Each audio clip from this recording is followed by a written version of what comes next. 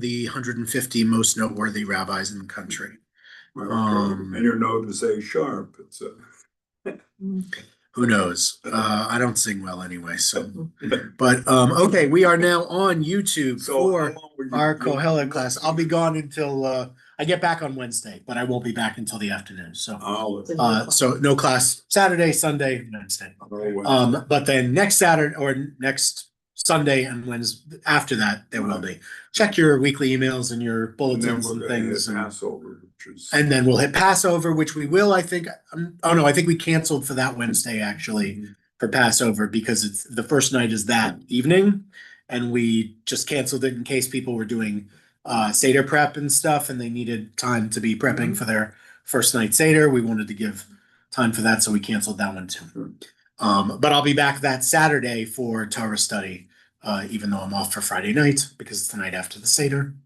Anyway, there you go. Now you know my entire schedule for the next 2 weeks. We do teach we do get a chance to do a lot of these adult eds, which I'm very happy about. Okay, as is usual for us, before we begin with Ecclesiastes or Kohelet, chapter 5, we did 1 and 2 in our first section, 3 and 4 in our second session.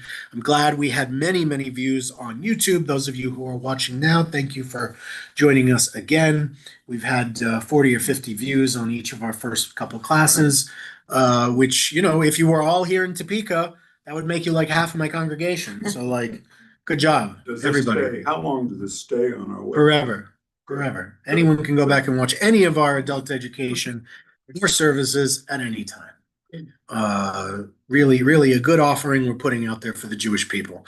But just like other things we put out there for the Jewish people, we're going to offer now our blessing for the study of Torah. Baruch atah Adonai Eloheinu melech haolam asher kitshanu b'mitzvotav v'tzivanu la'asok b'divrei Torah. If you say amen, you get full credit. There you go. We will now begin here in Kohelet chapter 5. So again, we dealt with in the last couple of chapters many things from Kohelet's view of the world to what Kohelet views as the proper way of living a good life. So Kohelet now must go further into the human condition to, you know, just like if you establish a thesis, you have to then give evidence. And so now we're going to talk a little bit more about life and what you should do from the perspective of the wisest person that's ever lived, Kohelet. Yes, we're starting in chapter 5, verse 1. Do you have, what page is it in that? If they have the same book. 1446. 1446. Okay, so Al tivahel al picha.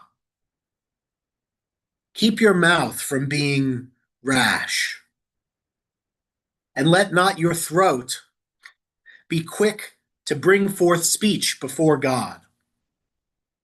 For God is in heaven and you are on earth. That is why your word should be few. What is the principle? This is, you know, this is all wisdom literature. I was about to say this is like Proverbs, but then again, all of wisdom literature rhymes in a way. So all of the books of wisdom literature, including this one as well. But what are we hearing here? Try and outguess. Don't argue with God. Listen. Okay. Listen, don't talk. I hear both those things. I'm not sure exactly that's what we're getting at here, but those sound like great things to know about the world. Here it seems like we're specifically talking about God, speech about God, before God, but really here it means the same way it's like really to bring forth speech about God. Mm-hmm. Why? Because you can't understand God. God's in heaven and you're on earth. You don't know much about God. Truly, we only know what we know about God in the Jewish tradition from observing the surrounding mechanism so much, right? We see what happens in the world and we infer from that God's attributes. And those are great attributes, but we're inferring because we can't really know God. Because we are not prophets. We don't communicate with God directly in that way. And so when he says your words should be few, he's really saying your words about God should be few. Don't speak for God. Don't make big pronouncements about what God wants. Don't make don't ignore suffering and say, well, that's just the way God wants. Don't say God wants me to be very, just maybe say less about God, is what he's saying. Maybe make less pronouncements about God. You can't go wrong, he's saying, in making fewer pronouncements about God. The fewer you make, the less likely you are to mess up. So maybe say less, which, to be fair, especially for me, could be good advice in general. Just say less. But nonetheless, that's what he's saying. Say less about God. Maybe don't say so much. Just as dreams come with much brooding, so does foolish utterance come with much speech. Right? That's kind of a truism that we kind of understand, even if it's not always true. Sometimes smart people talk a lot and they don't say a lot of foolish stuff. The more stuff you say, the more likely you're to make a mistake. You're going to say something bad or wrong, and about God, you really don't want to say the wrong thing to or about God, right? Because then you get into blasphemy and all kinds of stuff that that the Torah has a lot of problems with. Is going to really critique you really, really harshly, and maybe even demand you be punished for engaging in. Question. Yeah. Dreams come due to brooding. Are we talking about wishes, or because dreams are there every night? I think as Steinsaltz's translation goes, it says here ki ba hachalom. So it says because the dream comes berov inyan, like with the dream comes with many concerns or interests, right? Manyen means very interesting, and that's the same root. So it comes with many interests. So what does that mean? Here it says I'm reading to you the translation that's done as an art. So it says, just as dreams come with much brooding. But we're not here. I don't take the words so specific, the diction so specifically. Here, what it means is saying dreams, right? They have a lot of things about them. You might not even recognize all of them. There's a lot going on, and the more there is, the less you'll take. Here, with saying foolish things, or a fool's voice here. Here, the translation separates it from the person. Says it's not the person who's a fool, just what they say. The Hebrew might just be saying the person is a fool, but in any event, it doesn't matter. But the more words come, the more a fool reveals oneself to be a fool, right? So what is the Torah saying? Only what Abraham Lincoln said, but of course Abraham Lincoln was probably cribbing the Torah since he came over 2,000 years, nearly 3,000 years later. But right, Abraham Lincoln famously said, it's better to stay silent and be thought a fool than speak and remove all doubt. So this is essentially the same proverb that's being expressed here, which is that Kohelet is saying, the more you say, especially if you're foolish, the more likely you are to reveal to people that you're foolish, because you will inevitably say something really stupid. Because you're foolish. Not that you all are foolish, but that anyone, I'm extrapolating to say that anyone might, the more they say, the more they are likely to say a foolish thing. But in any way, this is important because as we get to verse 3, when you make a vow to God, a neder, right? Kol nidre, we know the word neder.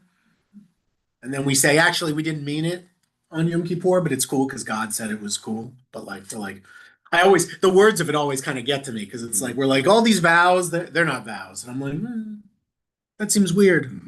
Can you unmake a vow? God gives us the ability in that case to unmake a vow. What would be better than unmaking a vow? Fulfilling it. Yes, Or don't make it in the first place. Either of those are great.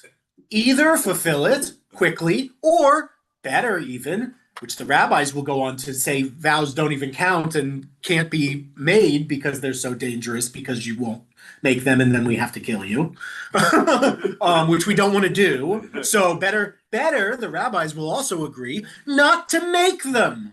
Better not to make them, because if you make them, you could break them. Better not to make them at all. So when you make a vow to God, do not delay to fulfill it, for God has no pleasure in fools. What you vow, fulfill, right? God doesn't like.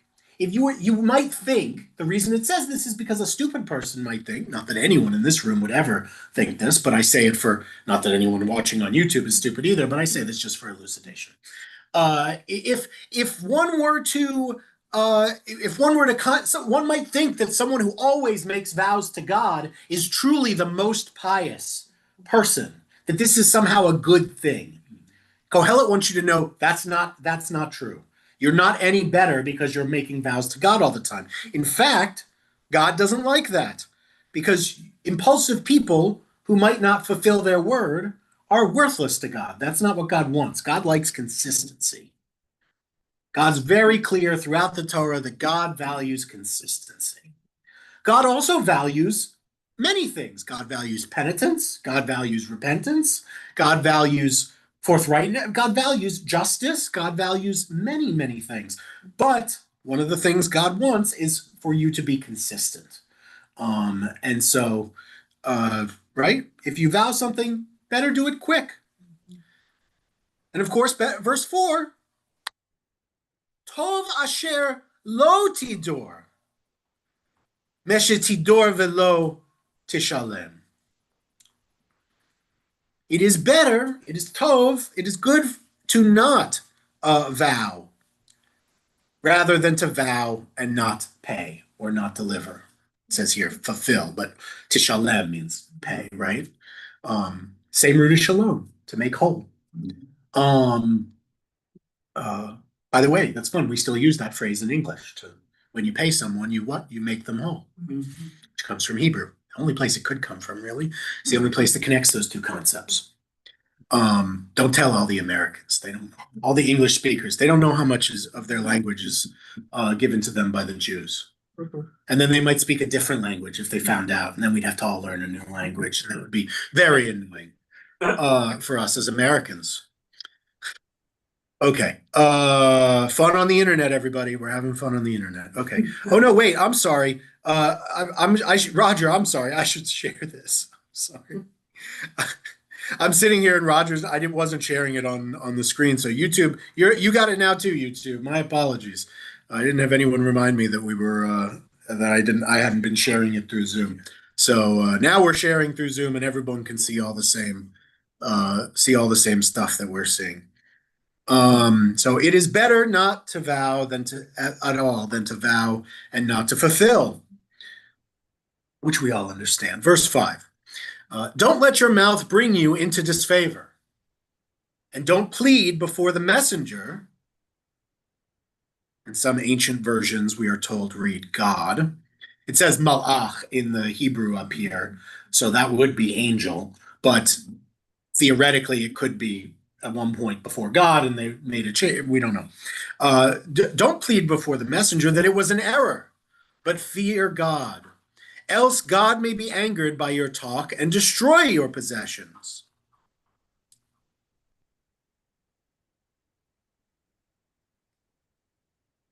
Right? Right? Words have power. The words you use are important. And when you use them badly, it's not as easy as just saying, oh, I'm sorry, right? Where do we hear? There's a great story that lives out this verse. Exactly. You've all heard it before. Once I start telling it, you'll know it. There's a story of two men. They both did something wrong. I don't like this story necessarily because I don't like the theodicy of it, though there are explanations, which I won't get into, that explain it away. And there's two men. One man comes, I don't know, I'm gonna butcher this, but and says to the rabbi, Rabbi, I've done something terrible and I need forgiveness. And he explains that he was involved in an accident, and he took a life. He wasn't held legally responsible. I'm throwing that in just because this is otherwise a really morally complicated story. And he wasn't responsible legally, but he feels really bad. He feels like he took a life, and he wants to know how he can best show proper atonement. And the rabbi says, I'll think about it. And another guy comes to him and says, Rabbi, I need to repent. I've told many stories about people that aren't true, and it's caused a bunch of trouble. And the rabbi said, okay, let me think about exactly what you need to do. So the first guy comes back, and the rabbi says, here's what you're going to do. Go outside and grab a really big stone, because what you've done is a really big thing. So you're going to grab a really big stone and take it home with you and look after it. And the guy says, that's really weird, but okay, fine, I'll do that. The other guy comes back and he says, here's what you're going to do. You're going to go out to my garden, and you're going to get all of your tall tales were little words that you told. So you're going to go out and get a bunch of pebbles from my garden and take them home. Put them in a bag, take them home, and watch out for them. And he goes, okay, that seems weird, but sure. So the first guy grabs a 60-pound rock that's huge, but he puts it in the back of his car with some effort and takes it home. And the second guy goes out and collects 50 pebbles and puts them in a bag and takes them home. The next week, they come back. The first guy comes back with his 60-pound boulder, and the rabbi says, for forgiveness, what you will need to do is place it back where you found it. And he says, okay, well, that's pretty easy. This is a 60-pound boulder, and it goes over there, so I'm just going to put it. It's going to be hard, but I'll lift it up, and I'll put it over there. And he does. The rabbi goes, great. The second guy comes back with his 50 pebbles, and the rabbi says to him, now all you have to do to be forgiven is put each of those pebbles back where they go. And he said, Rabbi, how can I possibly know where each of these 50 pebbles is supposed to go? This is the problem with the little lies we tell with our mouths. Sometimes it's very hard to tell where they're going to go. So this story exists essentially as a long version of this, which is a paraphrase. Here, the words are sometimes more difficult than other sins to retrace. And that's what we get here. Don't let your mouth bring you into cause yourself to sin. Lechati, right? Don't cause your mouth to cause you to sin. And don't just say, I made a mistake. That's not going to be good enough. Right? How about loose lips sinks ships? Oh, that's World War It's a good one too, but little more designed around a different paradigm, I would say, but sure. In the end, if it gets the message across, I'll take it, which is, again, this has all been on the same theme, which is sometimes talking doesn't do good. Right? And it's like, and then God might be mad at you and take everything away from you, all because you couldn't shut up. You could have just been quiet and had everything, but you decided to be, right. And that's kind of the concern here. Verse 6, for much dreaming leads to futility and to superfluous talk. Superfluous talk, I don't even understand. Ki berov chalamot, so with much dreaming, havalim, and futility, farim, and futility and words, dreams and futilities and words, harbe ki et ha-Elohim yara. There is much. So when there is much dreaming and futility and words, instead, one should fear God. Is the better translation of the verse. Ki et Elohim yaraz, because one should fear God.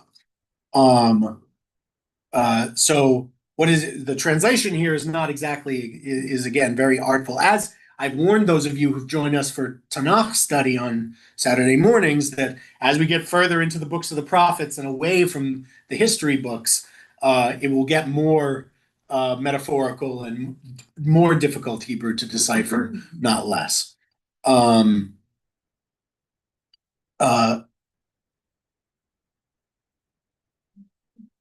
So yeah, that one can orient oneself around God and your commitments as a religious person in place of being unrooted to the point where you're so discombobulated. Again, we have to get to why does Kohelet say this is because Kohelet wants for us to establish a pattern of living that is in accordance with what God wants of us.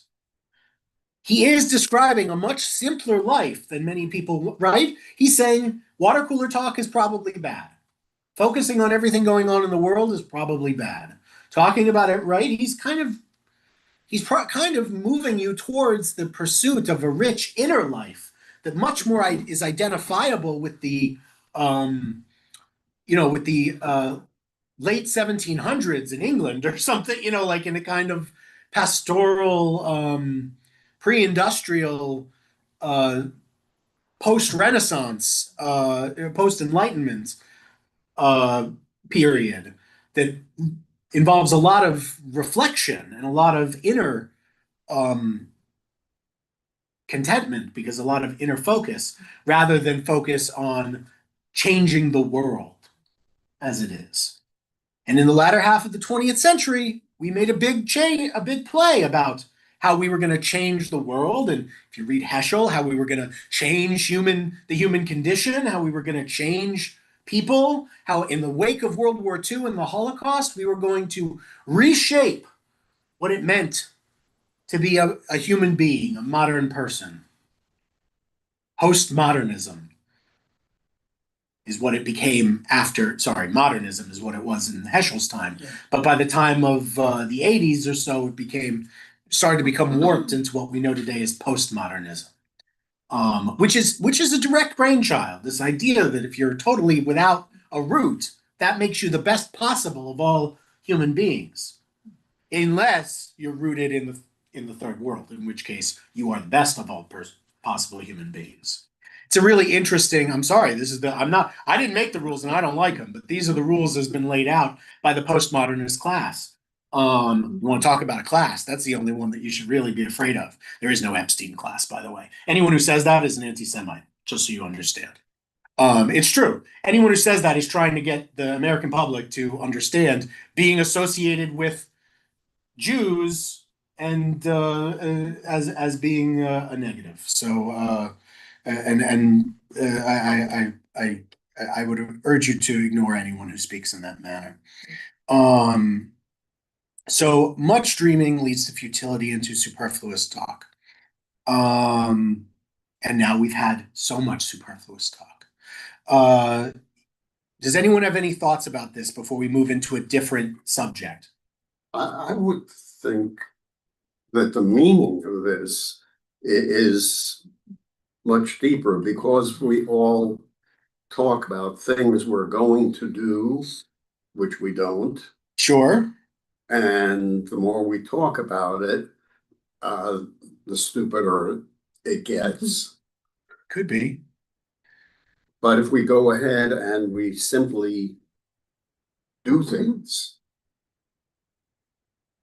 rather than talk about them, that's fine, because then we're in tune with what God wants to see. You should always be doing over talking. That's for certain. Doing over talking is a really good, is a really important thing, because you can do things in the world, but talking is, first of all, doesn't solve anything, or rarely solves things. It's interesting. I don't want to go that far, because when I say things like that, then I have to go back and explain that, well, you must remember that Jewish tradition values machloket l'shem shamayim, argument for the sake of heaven, as one of our top things. So clearly it doesn't mean no one should talk. But Kohelet isn't approaching this from the rabbinic perspective. He's writing this for the average in a way, not for the elite. It's not like the Guide for the Perplexed, which wasn't really understandable by the perplexed. It was only understandable by those who were highly educated. Um, this is meant to be understood, to live, to how to describe how to live and to live a life. And when we talk about here, we have to understand that we may not see the full picture. We may not understand what's going on in the world, and our attempts to interpret it in the moment may fail because of a failure of perspective or a failure of knowledge, something we don't know that influences how we think about things. I come to you a lot and talk to you about what's going on in the world, but what I bring you is only the best synthesis I can come up with of all the various information sources that I have gleaned, and even that may not be sufficient because then something happens. There was some plan, which obviously I don't get classified information. I don't know what's going to, and then something comes to fruition and we go, wasn't it great to see that this was happening, but we didn't know it could happen or was going to happen. And so I felt about the pager thing in Lebanon. That was amazing, but who knows that was going to happen? How could I have foreseen? I couldn't have. I don't know what's going on in the background. Is this all about the weakness of man? Are we going to come to a chapter that discusses our strengths? Don't hold your breath. I think Kohelet is trying to set you up for a life of strength. And to do so, as one most often has to do, you have to correct what you see as the greatest mistakes that people make before you can ever get to talking about the things we do that are good. But I would say, just like you can tell God by the shadow, so to speak, that God leaves, you can tell the goodness of human beings by the things Kohelet focuses on that we have, like our ability to do good in the world, our ability to influence each other. These are strengths of humanity, and I think Kohelet would agree with that. Okay, let's turn to verse 7. If you see in a province, the Tikkun Olamis are about to be most hit by this, most hurt. If you see in a province oppression of the poor and suppression of right and justice, don't wonder at the fact. For one high official is protected by a higher one, and both of them by still higher ones. Thus, the greatest advantage in all the land is his. He controls a field that is cultivated. Right? And what does any of this mean? I love that it actually says here, meaning of the verse uncertain. That means you guys have a full latitude to go at it.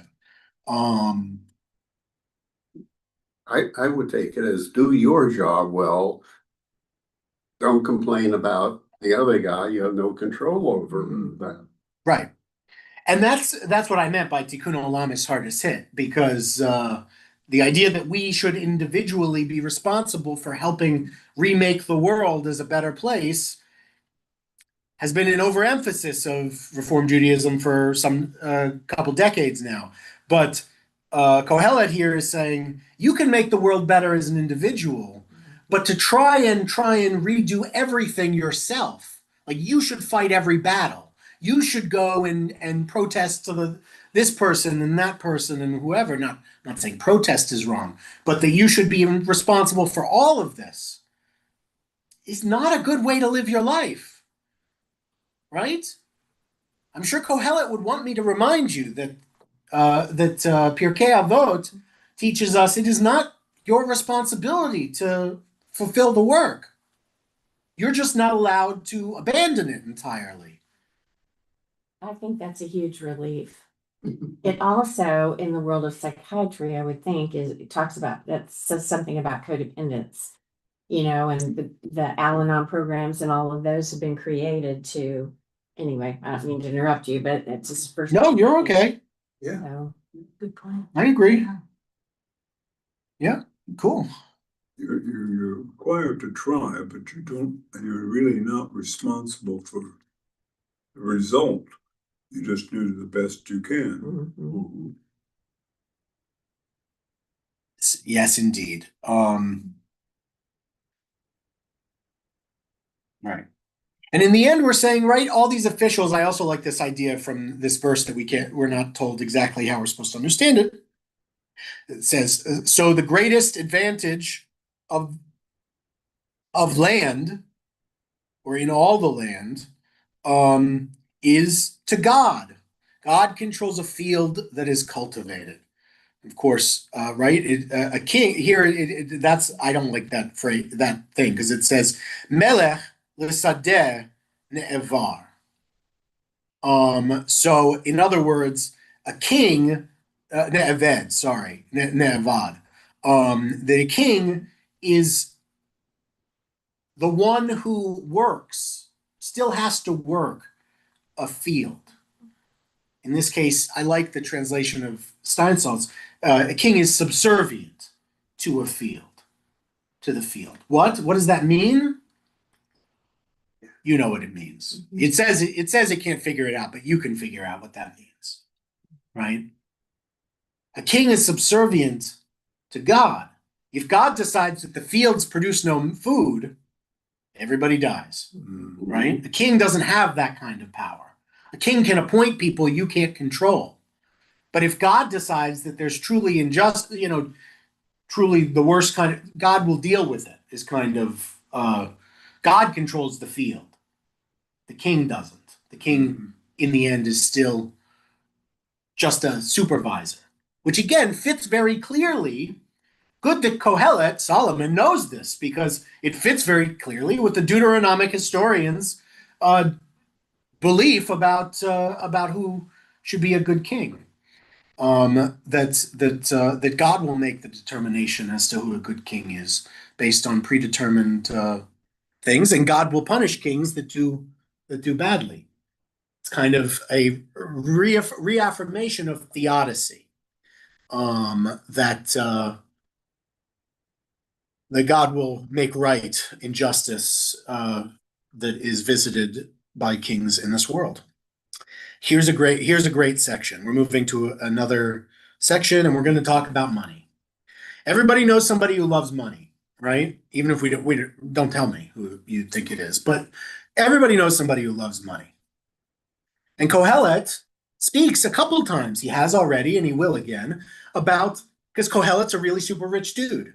And he's like, you might think a lot of people are going to come back at me and say, you're just all philosophical and whatever because you're rich and you got the time and you can do whatever you want. And he has to keep reminding the reader that that way is hevel, that way is vapor, that way is nothingness. Why? Here's another explanation. In verse 9, Ohev kesef, or a lover of money, is never satisfied with money, nor a lover of wealth with income. Gam zeh havel. Right? Because this is obvious, right?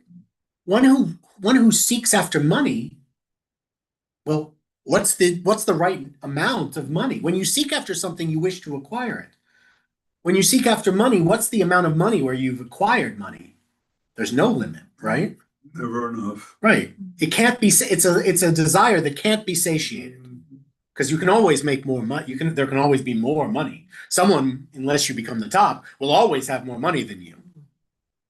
That's the case. I have more money than a bunch of people, and a bunch of people have more money than me. And if I made money the pursuit that was the most, then that's a very difficult race to run. It's been interesting to watch the cultural shift. I think you're too young to remember this, Rabbi. Oh, the 80s. Yeah. My childhood is in of them, The Millionaire, where a millionaire gave $1 million to someone, and we all were just struck. That was the end of the world. $1 million. Today we talk about billionaires. Millionaires aren't good enough anymore. Millionaires aren't rich anymore is the other problem. I mean, I don't, that's, hold on. I understand this is a complicated thing, but like, yes, if your net worth is $1 million because you own a 3-bedroom house outside New York, that's worth 850 grand. You're not rich, even if you're worth $1 million. Obviously, someone with 10 million who lives here is like, I'm not saying that millionaire is not rich, but you know, if you're, I'm just saying there are plenty of millionaires in America today who are not rich. But if it's never enough, it's never enough. Right. Yes, that's the key, is that it's not a demand that can ever be satiated. And some poor people are very happy because they accept what it is. Well, and that's of course, you know, who is happy is what the Talmud asks, and Pirkei Avot asks, and the answer, of course, is one who is content with his own portion. Because one who can be content with what they have doesn't feel that gnawing. Again, he's trying to help you avoid those soul-crushing feelings of life. And one of them comes from this greed that consumes you, essentially. And he's saying, don't do that, because that's not good for you. You're not going to get anywhere by saying, I have all the money now. Right? And he's saying, I know it, because I'm Kohelet, and I had all the money. And didn't do me any good. So he's saying, right. Right. So that's what he's saying. He says, as one substance increases, so do those who consume it. What then does the success of its owner amount to but feasting the eyes? Right? Mhm. And we get this. If you're a modern person, you'd have what? A portfolio on your phone. You check a stock portfolio. And you have a house you live in. And whether the portfolio was there or not, you'd still live in the house. So what good is all the millions in the stock portfolio? It's just good for this. Yes. I see that number and it makes me happy. Right? That's what it's for, he's saying. It's just for looking at. Extra money doesn't do anything. Money is only good for what it can be used for. And if you can't use it for yourself or your family or your community, then there's very little purpose in pursuing endless amounts of it. Because what are you going to use it for? Unfortunately, capitalism runs on feeling you don't have enough. I'm not sure that's true. I would say that wasn't that the whole point of, didn't everyone watch A Beautiful Mind? Wasn't that the whole point of the Nash equilibrium to Adam Smith's Wealth of Nations? Was that that there's a way for us to compete and still make sure that mutual advantage ensures that more than one winner is achievable in a capitalist model. According to Adam Smith, that was because you would want to be part of a community. Well, I think Adam Smith said mostly you would just compete, and so competition would cause would certainly bring prices down, but would also mean that cooperation was not feasible. Everyone had to go for the most profitable enterprise. That's how capitalism was designed. And to be fair, that's mostly how it operates. What I keep saying Steve Nash, even though he's a basketball player. I do this every time I bring up John Nash. His name was Dr. John Nash. But every time, so what Dr. Nash posited was that it's possible by ignoring the one thing that would make it possible for everyone to not cooperate, it's possible for everyone to cooperate and win to a slightly less degree, rather than everyone compete over a kill shot. So of their, you know, it's how we get essentially out of the Gilded Age and into corporatism of today. Not out of the Gilded Age, that ended obviously before the 50s and 60s, but it's a large part of the corporatism that came out of the 50s and 60s is this understanding, I think. A rising tide raises all the boats, but that doesn't necessarily work. We've seen it. First, you have to have a boat. Well, yes. First of all, I'm not here. This isn't a class on capitalism, even though I've now given a short lecture on it. But besides the fact, if you're looking for a system in which everybody wins, and you're not gonna find one, so Doesn't tough. exist. There's no system in the world ever, and cannot be a system in which everybody wins because of scarcity. It's just not possible. So if you're waiting for a system in which everybody wins, you will wait until Mashiach comes. That's when there will be a system where everybody wins. Until then, we're looking for the system that makes the most people win. And capitalism makes the most people win while reducing the losers and easing their burdens with the welfare state. That's the only way. Sorry, there's no way forward with socialism or communism or any of that nonsense.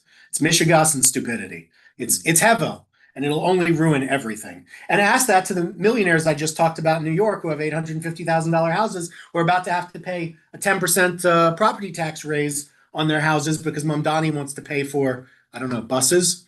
So a bunch of poor people are going to have to sell their homes that they finally bought to establish wealth for their families, and they're all going to be exactly the people you'd normally want to help. So I'm telling you, there is no interference way to fix these problems. Only capitalism, with the help of a welfare state, can do it for us. And I only say that because, as Churchill pointed out, we've tried basically everything else, and this is the only thing that works. Not that it's the best, not that it's perfect, it's the only thing that works. The Yeah. welfare states depend on fair taxation. Progressive taxation, generally, not fair taxation. I just want to be very clear. Right. We have a progressive taxation system, not a flat tax in this country. Right, and because a flat tax would hurt the poor just as much as the rich. I'm not sure hurting is the word I would use. A flat tax would be fair. It would also result in less income for the government to use for the poor, since first of all, it's worth noting in this country, the poor don't pay taxes. Just want to be very clear with you. The poor don't pay taxes. They pay taxes like sales taxes and whatever. They don't pay income taxes. They get all that money back. If they're under a certain income threshold, they just get what they paid in back. There are people who pay taxes. I'm one of them. My wife and I are two of them. I'm sure many people in this room are also some of them. And it's great that we pay taxes, and I'm happy to pay taxes. But let's be very honest about, we shouldn't claim we have a fair system now and it needs to be redistributed when we already have a redistributionist system, and some people just want to make it more redistributionist. That's not, we got to be honest about what we're facing, and I think that would be honest. Is that money is good or is money evil? Money's neither. Money's not good or evil. Money is what you do with it. But that's not the point of life. No, that's a good question. It's a great question. That's what he's trying to say. Money shouldn't be why you live. It also is necessary to live, but it shouldn't be more to you than that.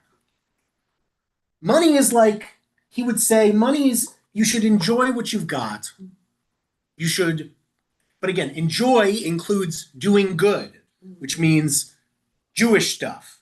Means give to the cynic. No, I'm just, but like, you know, it's like, right. I'm just saying, like, it's saying to also use it for mitzvot, use it for your community. It's not saying just go out and buy a boat. Like, it's not that you shouldn't have a boat if you want, but like it's saying, it's not saying just be frivolous with it. Cause he's already said frivolousness with like, is not worth anything. Living a frivolous life is not, so he's not saying use it frivolously, but he's saying if you made it, because you did a job and you got paid, whatever you did, whether you were a rabbi or a doctor or a school teacher or whatever you were, you did whatever you did and you got paid what you got paid. So make good use of it for yourself and your family. Have a house, have food, have enjoyment, have parties, have, you know, not frivolous parties, but like gatherings for your family and your friends and your community, and do that. And use your money to help others with the. Use your money for good. Yeah. Again, he's not really trying to be prescriptive. He's not saying this is how you use your money good. He's saying just use it well, but also don't make it what your life is about. If your life is about the accumulation of money, you're going to live a bad life, he's saying, because you'll never be satisfied. There's no amount where you'll finally say, oh, yes, I hit 10 million. I'm good. I've heard from people who did that. They said now they want to be worth 100 million. Okay. I'm not sure there's much you can do at 100 million. You can't do at 10 million. To be fair, I wouldn't know, as I'm not anywhere near any of those numbers. But maybe there is. But it doesn't seem to me there's anything you could do with 100 million you couldn't do with 10. I can't imagine there are maybe there are big houses you could buy that you couldn't buy, or boats or whatever. Again, planes, but beyond that, it's really, really niche stuff.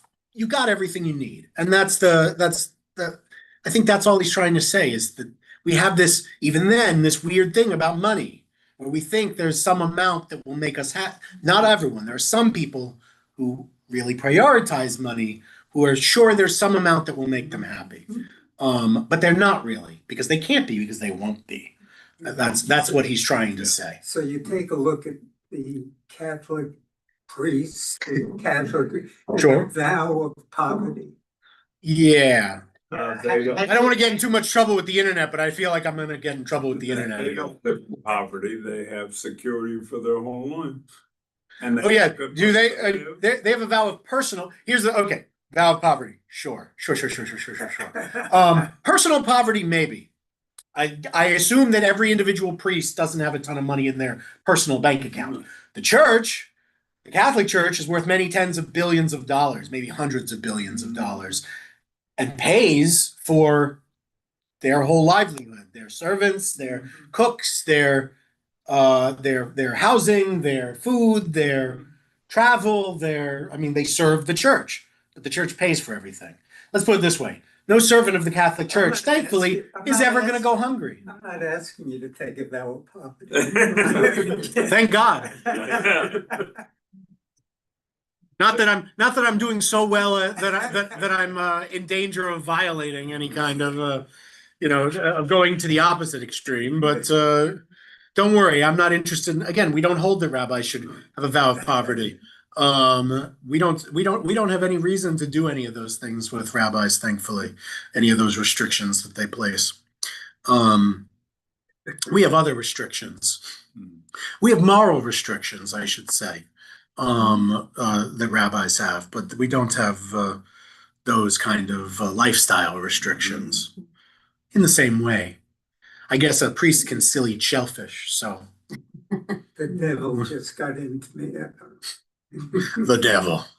Okay.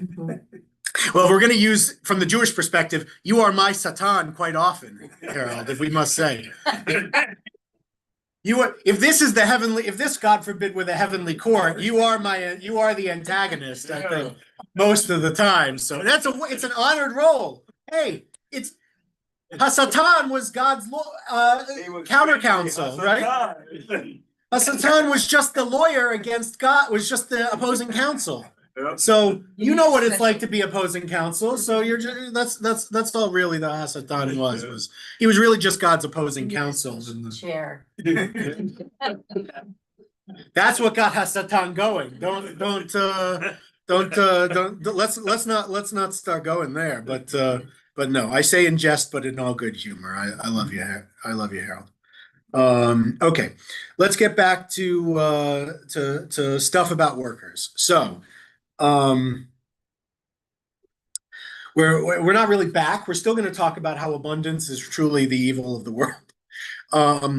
Mituka shnat ha'oved. So it says here, workers' sleep is sweet. Does anyone have other words here? Mituka shnat ha'oved. Oved also means slave or servant. So contemporarily in the time of Solomon, he might have meant slave or servant. Here it says worker. We like the word worker, as if that means anything. One who does things, right? Isn't that what worker means? That's everybody. Everybody's a worker when you get down to it. I know Marx really threw that word for a whole semantic loop, but it really doesn't mean that much. Yeah. He's meaning labor, isn't he? Again, I think he means servant, one who has nothing because they're probably a slave. I mean, again, he's an oved. Slave is a word that comes from Slav, which has to do with serfdom, which we then imported to use for chattel slavery in this country and to describe it. But oved really means one who works for someone else. It is more than just, because some of them are slaves, some of them are not slaves, some of them are, there's a lot of, and of course, we see David all the time calls himself, Ani Avdecha, right? I am to God. He says, I am your servant, right? What's the difference between a servant and a slave? I guess whether you pay them anything, whether you own them until the next Jubilee or sabbatical year. In any event, this kind of person, the Oved, their sleep is sweet, whether they have much or little to eat. But the abundance of the rich doesn't let them sleep. What does that mean? If Never you're mind. rich, worry about losing it. Because Yes.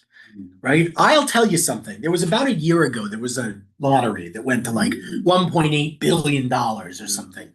So I played. I bought a ticket. I said, if I win, I could reshape the Jewish world with this amount of money. And also get a boat. No, I'm just, where would I put a boat? Just don't. Right, it's just where would I put a boat? But I was like, you can do anything. And so I was like, okay, I'll play. I'll buy a lottery ticket. And I did. And obviously, since I'm still sitting here with you, I didn't know. But no, I'm just kidding. But there was a period after I bought the ticket, but before the results were announced, I noticed that I thought about, my wife asked what I would do if we won. What would we do with all this money? And I started to get a little anxious because I said, how would we even be able to use it? And what happens if we should, God forbid, something tragic happen to us afterwards? The greatest tragedy, we would suddenly have all this money and never be able to use it. I said to myself, why worry about such ephemera, such silliness?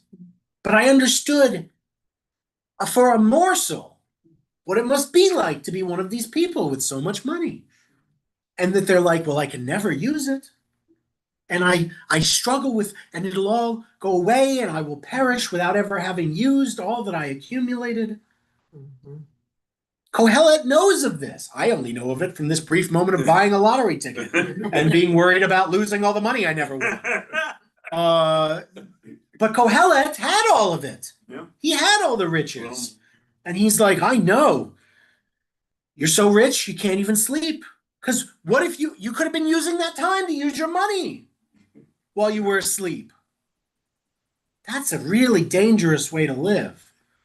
And not a satisfying one, Kohelet is saying. You'll live your life with grief and worry over your own money. Where's the sense in that? You're telling me that me is going to be more stressed than someone who doesn't have to work for a living? That's insane. But it's true in some ways. And that's what he's trying to say here. He's trying to remind people from his perspective that your likelihood to say the rich don't have any problems, which is something people are bound to do. They do it all the time in today's world. And those people are stupid because they don't know. And they don't know what they don't know. And they're unwilling to see a world in which past their jealousy. But that's their failure. The rich have obligations and duties and sufferings. They're different than the sufferings of workers. But here he's saying, the workers, they're like, oh, I did a good day's work. I feel satisfied. I can go to sleep, not worry.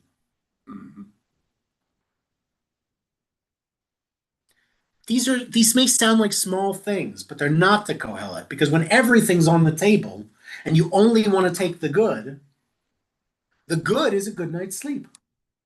It's not staying up worried about how you're going to spend your money. And who gets the good? The worker, not the rich person. Not that we should say, oh, poor rich people, we're so sorry for you. But that we shouldn't demonize them, maybe. Understand that everyone has their struggles. It's kind of what Kohelet is going for here.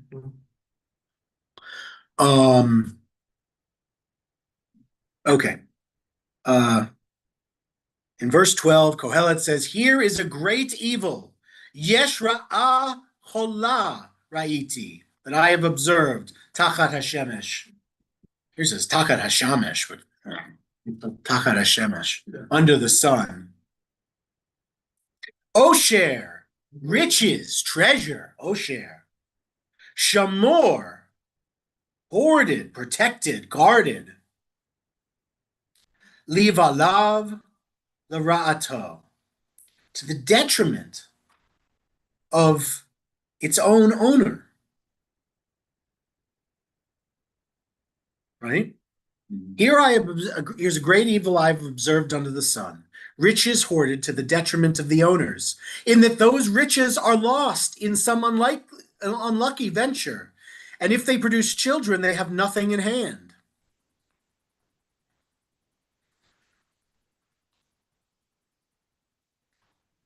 That is truly sad. Another grave evil is this.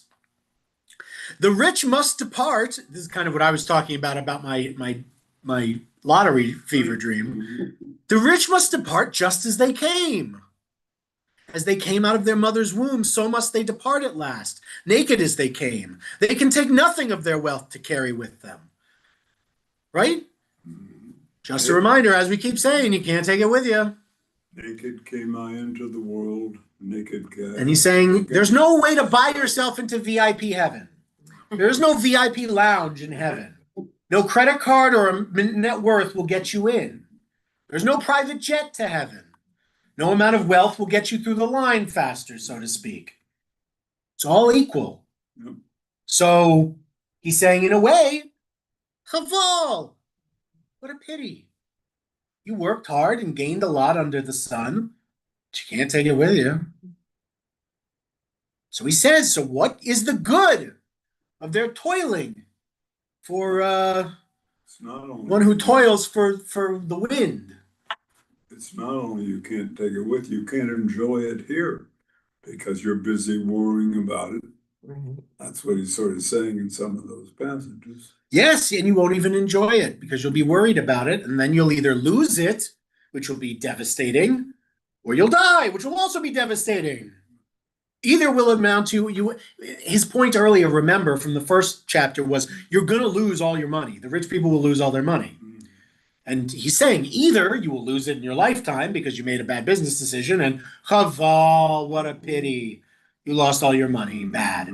Or you'll keep it until you die, at which point you'll die and your kids will lose it all. Chaval, it's such a pity. I got to argue with him, Rabbi. Okay, go for it. Good. I accept his main point, and I think he's right, in that just living to make money is not the point of life. Sure. But I think it's good if one can live money to one's kids, and make their lives a little bit easier and more comfortable. It's good if one can be philanthropic. Philanthropy is not, he's not talking about philanthropy here. He thinks philanthropy is good. Yeah. But he's not talking about philanthropists. He's talking about people who, right, he's talking about misers. He's talking about people who look at the money in their account. Look at their phone. Now, if they still looked at their phone and said, look, I have $20 million in here. What if I gave $5 million to build a brand new synagogue? No, okay. But you know what I get? Like that's what he's saying. He's like, you could use that money for something. If you used it to build a brand new synagogue, then you would have done a huge thing for future generations. You would have done something that endures. But he's not talking about those people, because the people he's talking to, it wouldn't occur to them to give their money to the synagogue or to a cause. You know, it wouldn't occur to them. He's not talking to those people. Okay. This is the same thing. Sometimes people get offended because people think they're being talked about, but he's not talking about those people. Those people are using their money for good. So they're the second group of people he's about to talk about in a couple verses. So let's get to these two verses. So besides, he says, so what good is all their toiling for the wind? Gam kol yamav, so also in their days, or besides all their days, they eat in darkness. Right? Or all their days are spent in darkness and mourning, is what the Septuagint says. With much vexation and grief and anger. Right? Right? What is he saying about that? He's saying, you have to work so hard to make a lot of money. You don't spend time with your family. You got to toil away. You eat in darkness. So much grief and anger over business. What does he say in verse 17? we get the refrain that we're used to. Only this I have found is a real good, to eat and drink and get pleasure with all the gains you make under the sun. During the numbered days of life that God has given you, for that is your portion. Don't make big plans for the future. Don't say, oh, this is what I'll do once I make finally the right amount of money. Instead, take your money, use it. Go on vacation with your family. Eat around a big table with good food and drink. You know, buy the nice bottle of wine, not the bad bottle of wine. And by the way, for you, that might mean buy the $12 bottle of wine instead of the $8 bottle of wine. Or it might mean buy the $200 bottle of wine instead of the 100. I don't know how much wine costs at those prices. Again, I'm not a rich person, so I can't go on about that. But the point being, like, he's not saying it doesn't matter what category you find yourself in. Use what you have to the betterment of your own enjoyment of living life. If you're rich or not rich, there's a way to do this. If you enjoy giving, is that? And I was going to get to, and if you're a rich person, he would say, part of this is to get pleasure with all the gains you make under the sun. He would say, you know, some synagogues will name a social hall after you if you build one. So that might be a good way to get some pleasure out of enjoying again, it's not really about that. I'm not trying to make it about that, but he is saying that philanthropy is one of the many ways that one can do good with the money that they have. Hopefully he's saying, and you don't have to have a social hall named after you. No, you don't have to. He's saying whatever you have, can give, make use of. But you don't If have you don't have that, you can do other things. You can attend the dinner. You can be a part of the community. No, but you you can- see what I was saying, like, you can give, but it doesn't have to be that you have your name on it. Oh, I hope, yeah, I mean, it would be nice, obviously, you know, maybe if he collabed with Maimonides, they could talk about Maimonides and the levels of tzedakah. And Maimonides could say, you know, we should really work into this line that, you know, so yes, with different Jewish understandings, you can come to understanding that the greatest true form of tzedakah is the double blind form, essentially. Where you give tzedakah and nobody knows you gave it and you don't know what good it was put to. The greatest form of tzedakah, he would say, you're right, is giving to the general fund of the synagogue without letting anyone know, anonymously, for any use possible, or giving to the rabbi's discretionary fund without making yourself known. That's the highest level of tzedakah. But all levels of tzedakah are good. Yeah. And if it means that putting their name on something keeps a synagogue going for a generation, believe me, no one's upset about the result. So you can give your 10 million to the synagogue. If Lauren has $10 million, I'll be talking to him after. He says don't talk about plans, but I got some plans. I want my name on the toilet paper holder. Right? Weird place, but I've never heard that one. But honestly, I'd love to see it happen. Fitting tribute. Right, yeah, a fitting tribute. Right. The only throne we have in this building. Yeah, exactly. Okay. Okay, so that's what he's saying here. He says, also, whenever people are given riches and property by God, they are also permitted to enjoy them and to take their portion and get pleasure from their gains. That is a gift of God. Just furthering what I said before. When you have something, he's not saying, okay, just to be modern politics, and again, just to tell you, Kohelet is very clearly not a communist. This is not redistribution. He's not saying if you have a lot, you should give it all away so you can be like everybody. He's not saying that at all. He's saying very clearly, if you have more than other people, that's okay. You did work for it, theoretically. I mean, he's assuming you didn't steal it. So you earned it. You can enjoy it. You don't have to give all of it away. You should give some of it away probably, but you don't have to give all of it away. You should enjoy yourself. But then he says, beyond what you can enjoy yourself with, you should probably think about doing other things with contributions, building, economic development of a town, investment, you know, like these are also good things to do beyond just sitting and looking at a pile of money, which he sees as the worst thing you can do with money is sit and look at it. He really doesn't want you to do that. For such people will not brood much over the days of their life, because God keeps them busy enjoying themselves. Right? He says these people have money, but they won't spend every day worried about what they're going to do with their money because they're doing things with their money. They're enjoying things, they're contributing, they're investing, they're making the world a better place with it, they're being active with it. So they're fine, right? Again, what he's not saying is give all your money to someone else. Not saying that at all. Not required. Totally not a Jewish concept. He does think you should give to sustain your community, because that's a different thing from giving all your money away to some faceless whoever. That's a very different thing. It's an investment in the Jewish community, and that's something very worthwhile, he would say. Okay. The question is, do we do a whole nother chapter? I'm worried we're going to go so long. What do we think, folks? Do we want to talk a little bit about this and wrap up, or do we want to go for another chapter? We did a chapter in about an hour and 9 minutes. Last time we did 2 chapters in an hour and 20 minutes. But it took me longer this time. Instead of 6 done, but Well, let's talk a little bit about this. Let's talk a little bit. So, does this resonate with anyone? Does anyone hearing this, and this is like what they've thought or different from what they feel their current moral system teaches them is appropriate? Are you looking at Kohelet's advice on wealth and wisdom in this chapter, and you're saying what about chapter 5? Is this something you're already doing in your life, or is this something you're saying, "Ooh, I'm not sure I'm in accordance with what Kohelet is saying God wants, and I might need to make some changes"? Well, a vow of poverty to me has never made sense. Sure. Because if you're poverty stricken, then you have to get help from others. So that's not, to me, that's not a good thing.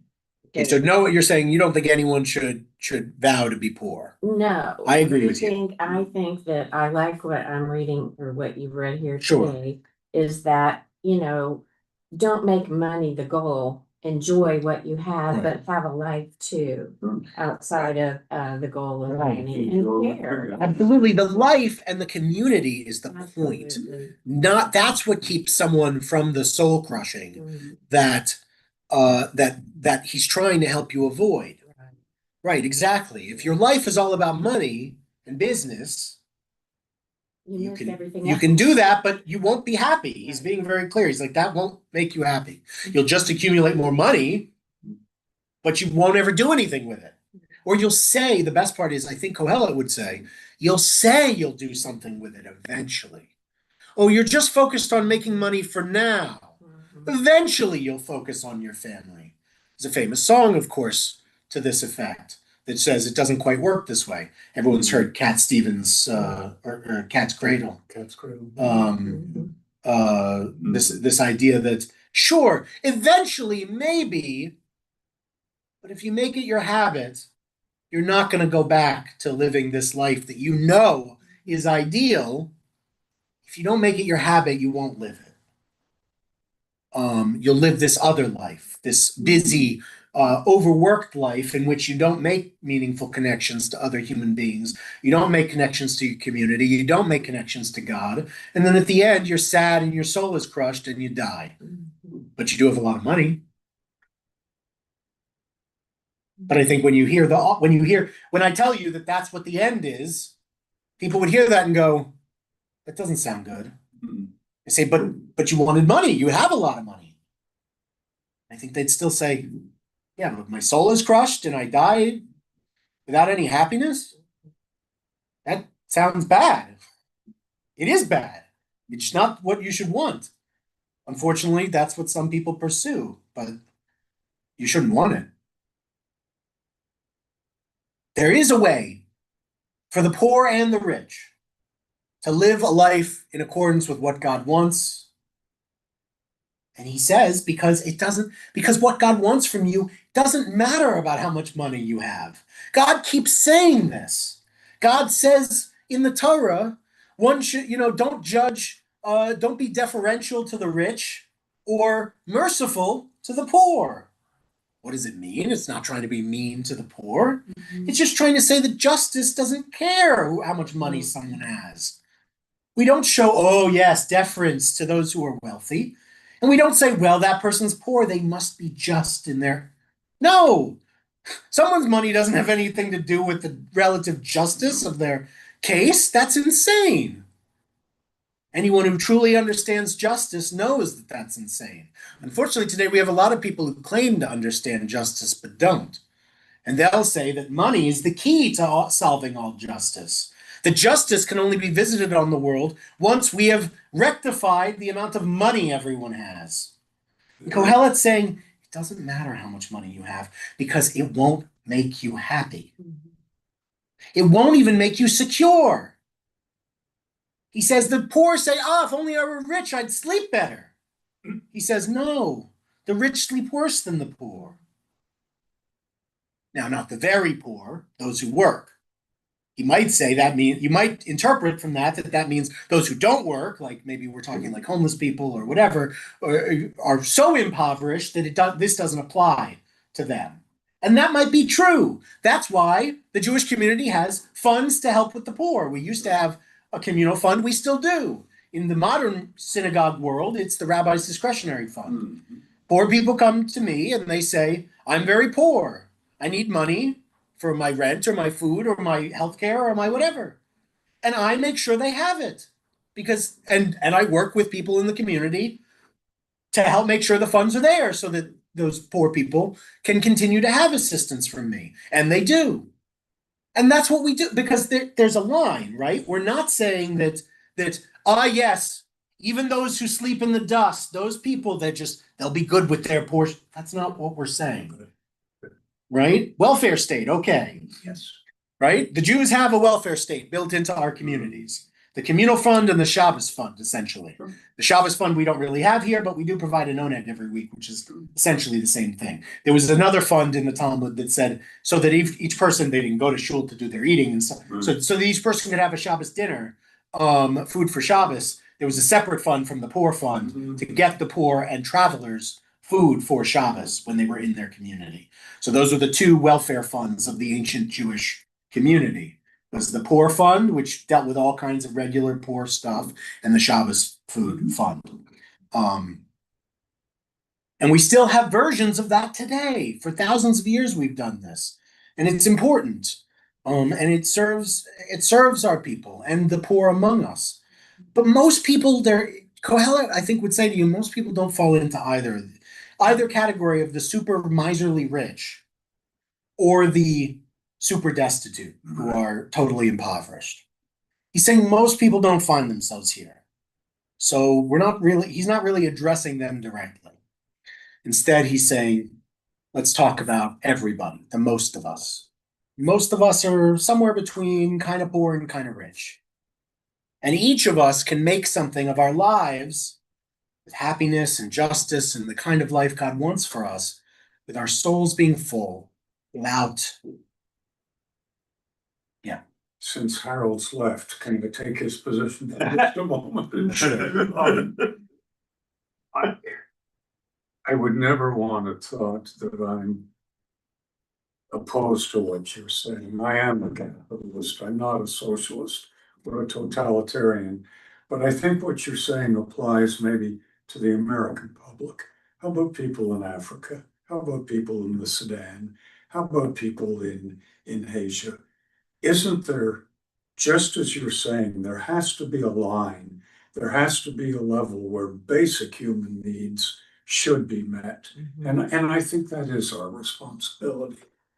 I think Kohelet would say it's your responsibility on a communal level if you can pitch in to pitch in. I don't think Kohelet would say his advice doesn't apply to people in Africa or Haiti or Asia. Sorry, you said it sounded like at first you were saying Haiti and then I think you said Asia. And at first I started to get distracted thinking of a place called Asia. It was part Haiti and part Asia.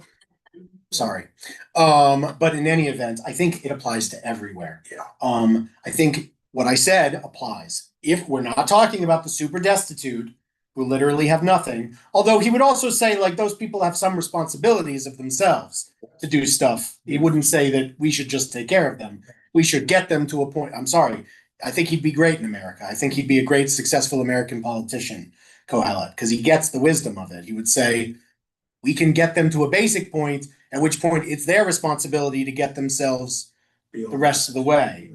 Again, we'll provide them food and necessities when they need them and Shabbos food and stuff, but they have to kind of get them like I'm not using the bootstraps line, but like they gotta do some work. It's not just on the community to lift them up. At the same time, the community shouldn't beg the super rich to part with their wealth. Those people have responsibilities too in dealing appropriately so that they don't get so crushed. But right, I mean, like everyone's working, and this is everyone's individual job to take care of what we're talking about. Now, for those people who are again, you're talking specifically about the very poor, we have responsibilities in Judaism to provide some level of sustainment for them. And that's not at all, those people aren't, if you think of like Maslow's hierarchy of needs, if we're going to use that, those people are still on that base level. They're not getting to the philosophical sustainment. They're not dealing with soul death. They're dealing with actual death. Yes. They're dealing with physical death if they don't eat. You know what I mean? So we're kind of dealing in two spheres here. You're talking about a sphere of physical deprivation that Kohelet is not specifically talking about, because he's talking about once you get that person to the point of basic sustenance, then they're going to start dealing with their issues of soul. And that's when this comes into play. Gotcha.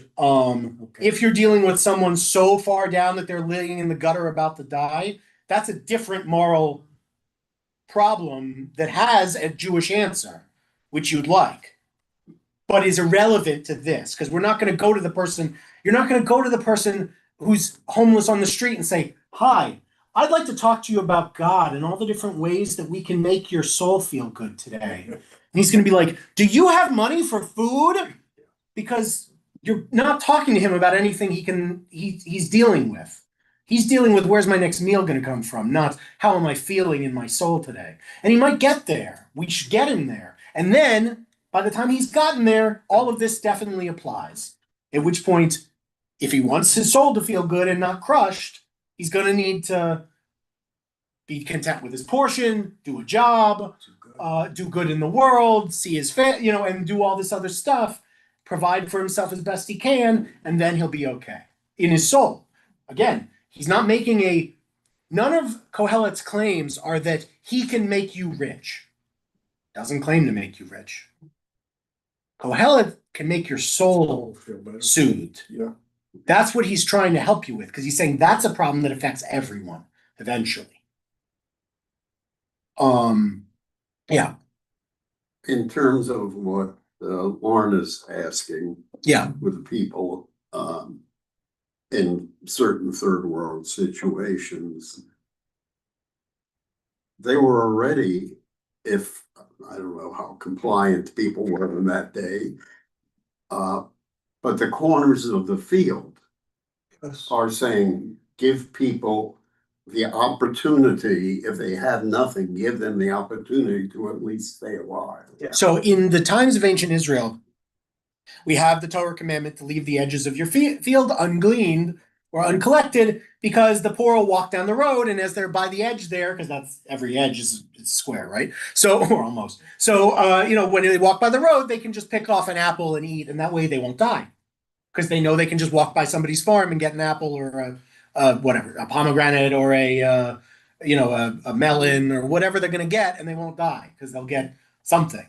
Or some wheat, and they can bring it to the priest for an offering, and the priest will offer it into a cake. I only do this because remember, the priests are essentially cooking for people at this point. I mean, not cooking for them all the time, but when they offer an offering, they get to eat what's left after it gets consumed, or in the case of grain and oil offerings, baked into cakes. And then they get to eat those, or the priests get a bunch, and then the priests get 10% of it, and then the rest goes back to them. What isn't cooked. So again, like that's something they can do so they can live. In the rabbis in the Talmud, since we no longer own land in a lot of places, since we don't have our own land for that rule to be effective, Instead, they institute the communal fund, which is instead of leaving the portion, you should glean all of your field and then sell 10% of your produce, the first fruits, and give that money to the religious authorities, the rabbis, the whoever, the fund, and then they will make sure that the poor will go to them and get a package of food or a stipend so that they can go buy food or whatever the community is doing in that case. In our community, it's people come to me and they say, I need this, and then we do. Okay, I'm going to go ahead and wrap up, everyone. Thank you for joining us. It was another wonderful session. We will be back with Kohelet 6 in 2 weeks. 3 weeks, 3 weeks. because 2 weeks is Passover. And so next week I'm gone for a conference. The week after is getting ready for Erev Pesach. The week after that, we will